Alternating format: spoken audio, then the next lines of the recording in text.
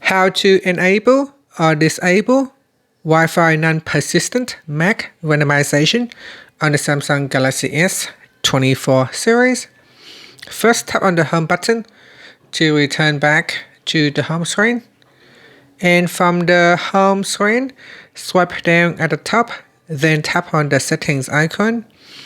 Then in the settings page, scroll down to the bottom and tap on developer options. After that, scroll down and then tap on Wi-Fi non-persistent MAC randomization. Tap on the toggle button to turn it on, switch it off. And with this feature, it says that when this mode is enabled, this device's MAC address may change each time it connects to a network that has MAC randomization enabled. And that's it. After that, tap on the home button to return back to the home screen. Thank you for watching this video. Please like and subscribe to my channel for more videos.